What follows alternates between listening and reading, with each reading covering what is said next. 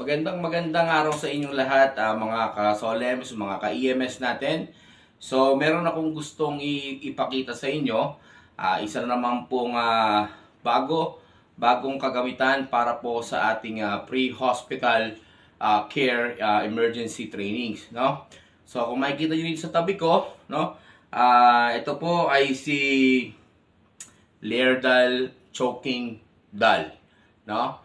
So, kalamitan po sa atin ang ating ginagamit pagdating sa BLS training is more on yung CPR dummy, no? Which is dapat po kasama po ang FBOW o yung Foreign Body Airway Obstruction.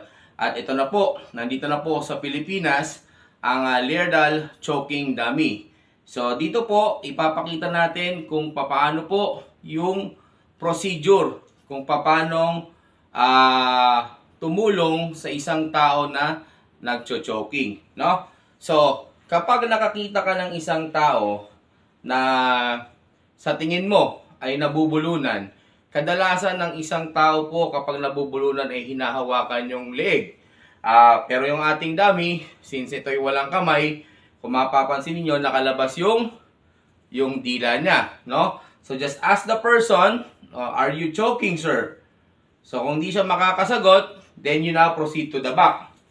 Pagdating mo sa likuran, okay, hahanapin mo yung xiphoid process. Ito yon, no?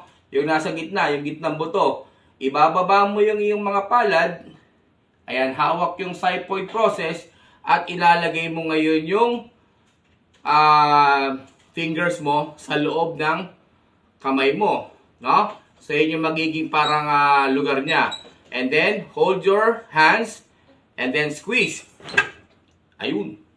Lumabas na yung choking material na nasa kanyang bibig, no? So maganda po tong training experience or training dal na pwede nyo pong gamitin sa inyong mga training center. So again po, ako po ang inyong ka-EMS, ka-Solems, Antonio Rivo III. Maraming salamat po.